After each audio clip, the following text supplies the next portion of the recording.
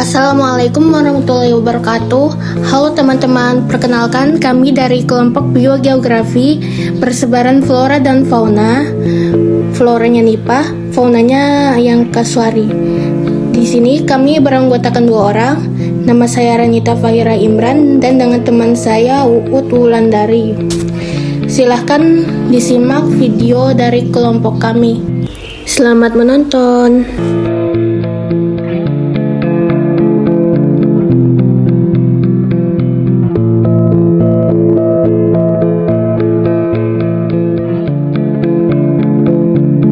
Flora merupakan segala jenis tumbuhan serta tanaman yang ada di muka bumi. Sedangkan fauna merupakan segala jenis hewan yang hidup di muka bumi. Mari kita bahas bagian floranya dulu, yakni buah nipah. Berasal dari famili Palmae, nipah adalah salah satu anggota famili Arecaceae ataupun palem yang umumnya tumbuh di daerah rawa yang berair payau atau daerah pasang surut di dekat pantai.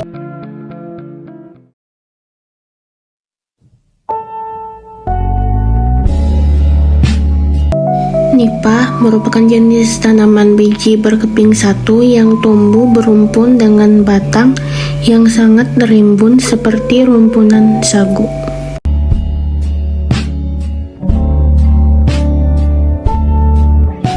Batang nipah tertanam di bawah tanah, namun hanya daunnya yang terlihat.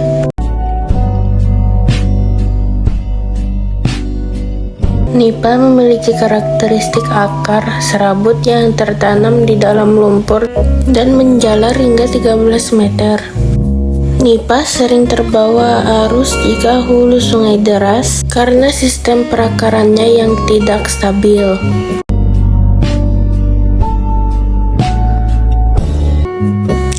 Batangnya sangat pendek dan berbentuk rimpang yang tersembunyi di tanah, di mana tangkai daun panjang tumbuh.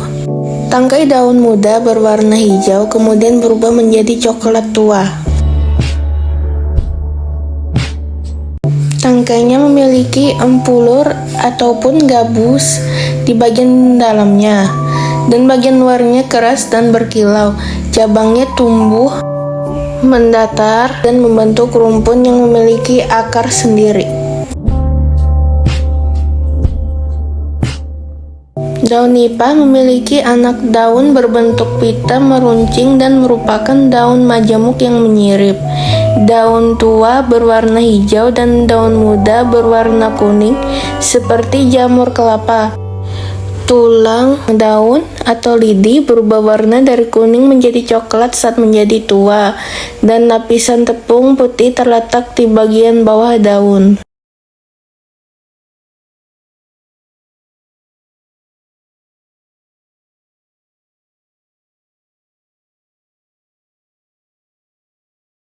Bunga nipah berbentuk tegak, bercabang 2-3 dan berwarna kuning oranye. Bulir bunga jantan panjang sekitar 5 cm dan diselimuti kelopak. Sementara bulir bunga betina berbentuk bulat seperti peluru.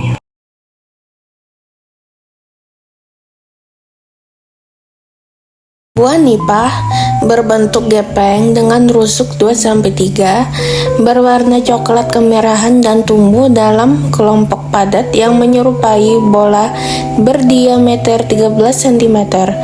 Strukturnya serupa dengan endokarp keras atau tempurung. Mesokarp berserabut dan eksokarp halus yang ditemukan pada buah kelapa. 30 hingga 50 butir buah dapat ditemukan dalam setiap tandan. Daging buah berwarna putih dan berbentuk seperti kolang-kaling.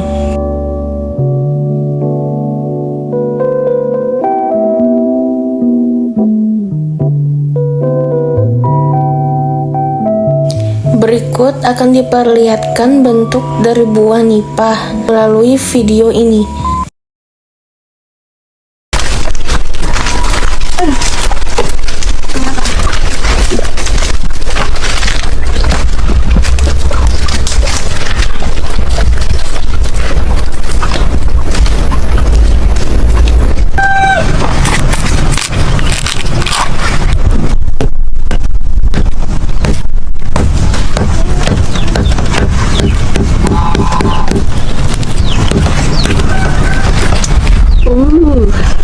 Bagus banget isinya ya Pak.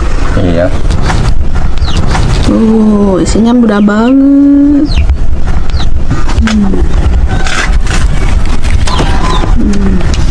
Wih, di sini banyak banget Pak. Iya. Pak, gimana sih caranya bedain yang tua sama yang muda? Caranya begini nih. Cara ngebedainnya gampang banget kok.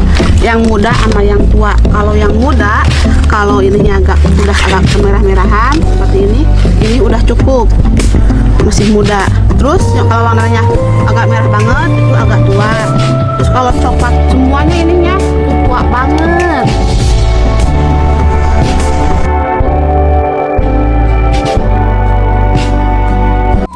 Sebelum mengetahui wilayah persebaran nipah, mari kita ketahui dulu penjelasan singkat ini. Flora dan fauna yang ada di Indonesia terbagi lewat garis Kayal yang biasa disebut sebagai garis Weber, garis Wallace, dan garis Lydekker. Namun di sini kami hanya akan menjelaskan mengenai garis Wallace dan garis Weber.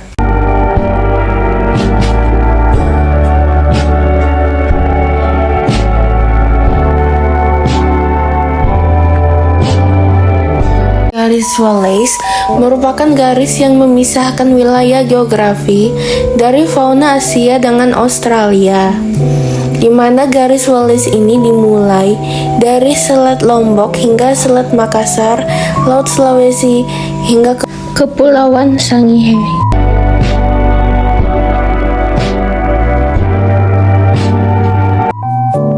Mengapa jadi dinamakan garis Wallace? Karena Albert Russel Wallace, seorang ilmuwan asal Inggris, menyelidiki konsep ini dari tahun 1854 hingga 1862. Secara khusus, flora dan fauna yang berasal dari garis Wallace dapat ditemukan di Kalimantan, Sulawesi, dan Bali. Di bagian barat garis Wallace ini, fauna dan flora Asia, sedangkan di bagian timurnya fauna dan flora Wallace atau peralihan.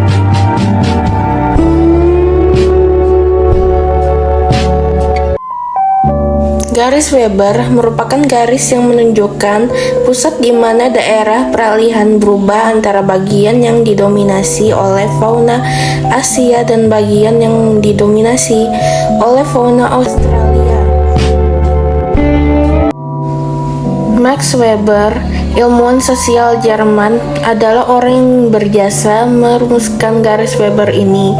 Pada tahun 1919, Weber muncul dengan gagasan bahwa wilayah di timur garis ini akan disebut paparan Sahul dan wilayah di baratnya akan disebut paparan Sunda.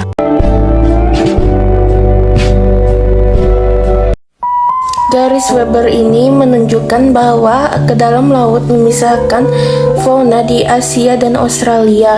Lebih dari setengah dari garis menunjukkan bahwa fauna Asia mempengaruhi bagian barat dan fauna Australia memengaruhi di bagian timur. Mengenai wilayah persebaran nipah, nipah termasuk ke dalam flora tipe Australia.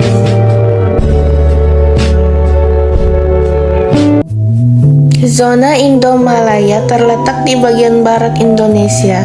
Ini terdiri dari Sumatera, Kalimantan, Jawa, dan sebagian Sulawesi, dan dipengaruhi oleh flora Asia dan memiliki ekosistem hutan mangrove yang ideal untuk pertumbuhan nipah.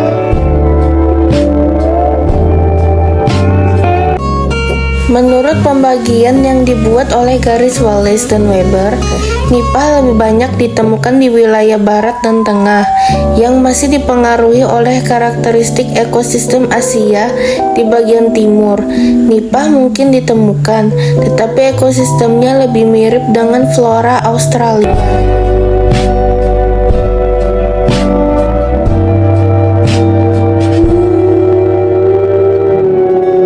Burung kasuari merupakan burung purba endemik yang tinggal di Papua dan Maluku lebih dari 60 juta tahun yang lalu.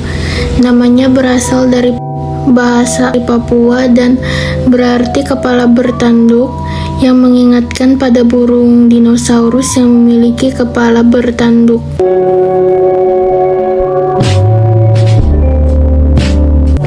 Burung kasuari merupakan burung purba endemik yang tinggal di Papua dan Maluku lebih dari 60 juta tahun lalu.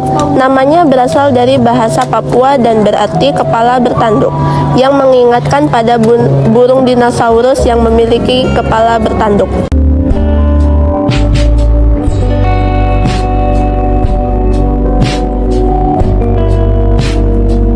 Kasuari memiliki bentuk kulit wajah dan kepala yang berwarna biru sampai keunguan dengan nuansa merah atau kadang-kadang kuning di sekitarnya.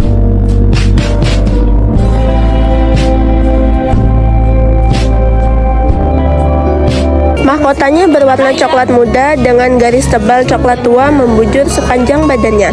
Mahkotanya tinggi dan tebal membentuk kurva, dengan leher berlambir dua ganda, berwarna merah dan bulu hitam.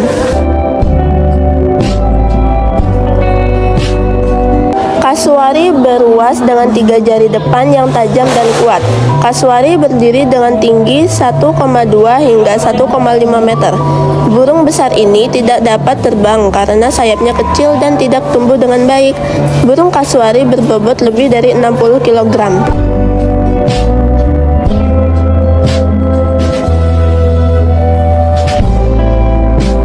Adapun perbedaan bentuk tubuh antara kasuari betina dan jantan, yaitu kasuari betina lebih besar dibandingkan kasuari jantan dengan warna yang lebih terang dan gelambir yang lebih panjang. Ada 3 spesies kasuari di dunia, yaitu kasuari utara, kasuari selatan, dan kasuari kerdil.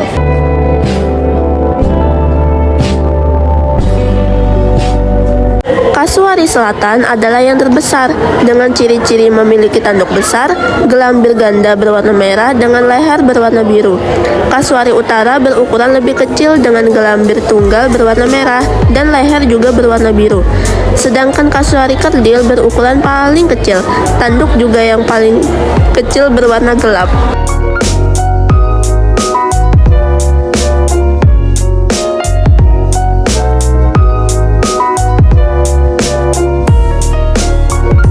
Dikenal dengan ciri khasnya yang mencolok seperti helm dengan bulu-bulu berwarna cerah, burung kasuari mendalami hutan hujan Papua yang lebih lebat dan memiliki peran penting dalam ekosistemnya.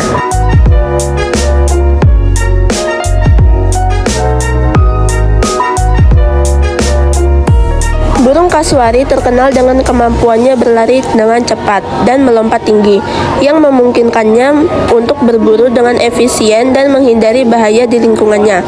Meskipun terlihat gagah, burung ini juga menjadi penting dalam menjaga keseimbangan alam sebagai predator teratas dalam rantai makanan.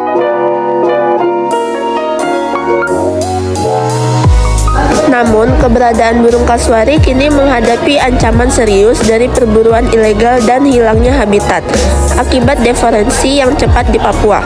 Perlindungan terhadap habitat alaminya menjadi krusial untuk melindungi burung kasuari dan mencegah penurunan populasi yang lebih lanjut.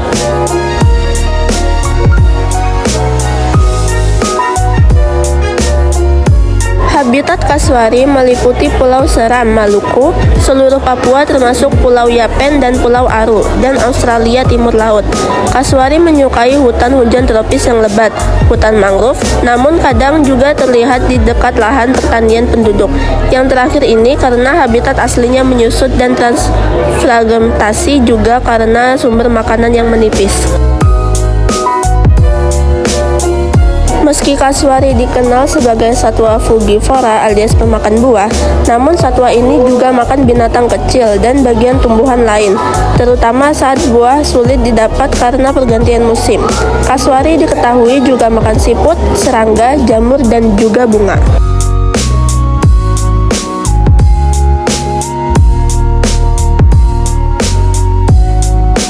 Dalam penelitian yang dilakukan oleh Lahisa, mengutip laporan dari warga lokal yang melihat kasuari makan rayap dan ikan kecil yang tertangkap dalam kolam yang mengering pada musim kemarau.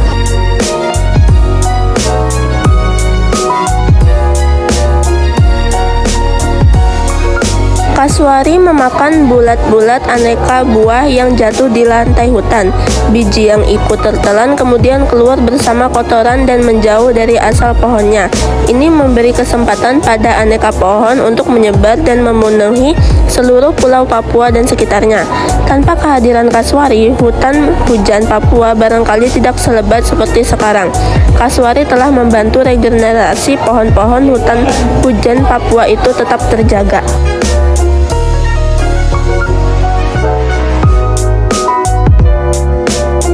Sebuah penelitian pernah mengungkap dalam suatu tumpukan kotoran kasuari terdapat hingga 1 kg biji-bijian dari 78 jenis tumbuhan. Sebagian besar mampu berkecambah karena kotoran kasuari menjadi media sekaligus sumber nutrisi bagi tumbuhannya bakal pohon.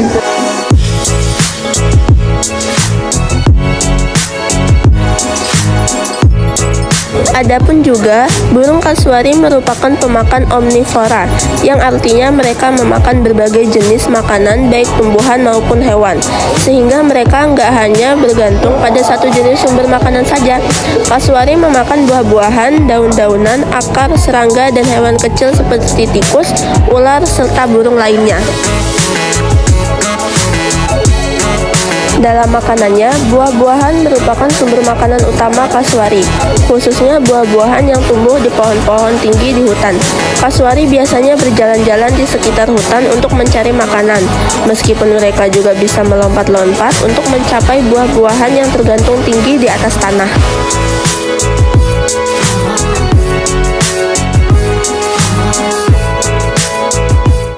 Sementara itu, hewan kecil seperti tikus, ular, dan burung lainnya biasanya menjadi bagian kecil dari diet kasuari. Kasuari biasanya menangkap hewan kecil dengan cara mengejar dan menangkapnya dengan paruh yang kuat. Dengan pola makan seperti itu, burung kasuari berperan penting dalam menjaga keseimbangan ekosistem hutan karena mereka membantu menyebar biji-bijian ke hutan.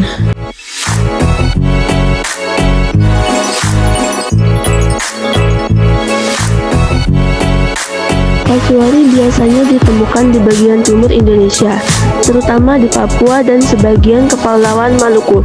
Teori Wallace dan Waber membagi fauna Indonesia ke dalam beberapa zona.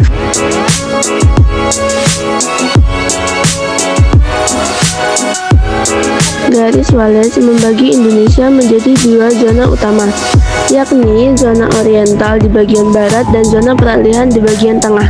Garis Waber kemudian membagi Indonesia menjadi zona fauna barat, zona peralihan, dan zona timur.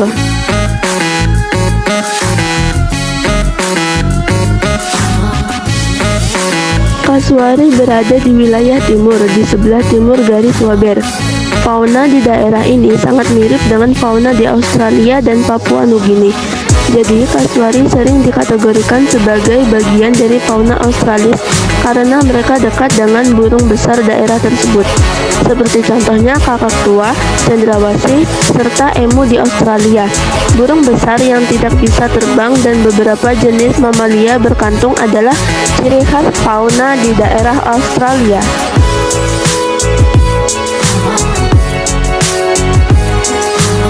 Hewan Australis merupakan hewan-hewan yang berada di wilayah Maluku dan Papua.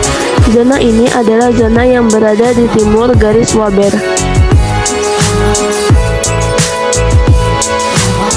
Garis Waber adalah garis hayal yang memisahkan wilayah dengan fauna peralihan pada Indonesia bagian tengah dengan fauna Australis pada Indonesia bagian timur. Garis Waber adalah garis yang ditemukan dari hasil penelitian oleh Max Wilhelm dari Weber.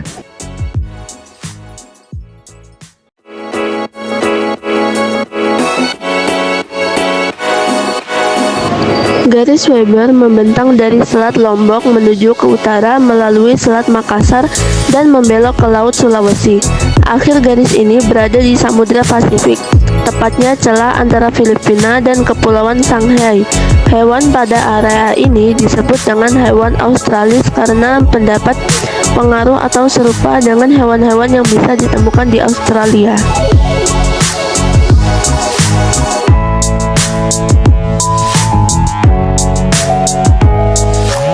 Kasuari termasuk dalam famili Casuridae yang mencakup 3 spesies kasuari yang masih hidup. Semuanya dari genus Casuarius. Kasuari ditemukan di subwilayah Australo-Papua di dunia, di Nugini, pulau-pulau di dekatnya, dan bagian timur laut Australia.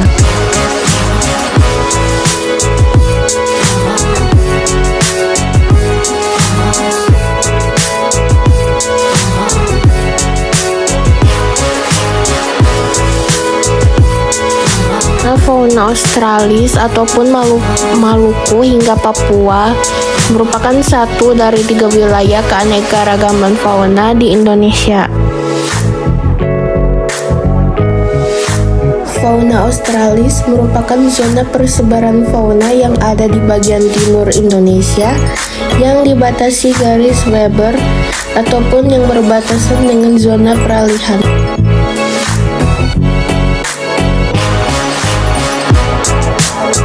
Fauna Australis disebut sebagai gondwana.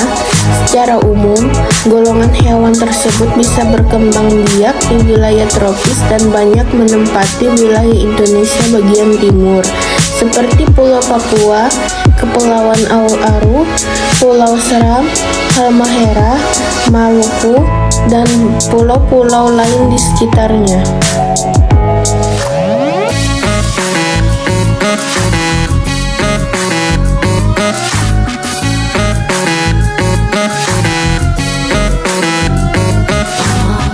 Ciri fauna Australis yakni mempunyai kantung di tubuh juga tanduk di kepala.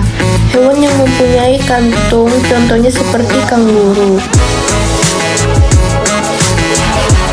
Yang kedua, banyak jenis burung dan sedikit ikan air tawar. Ketiga, mamalia kecil dan tidak ada kerah.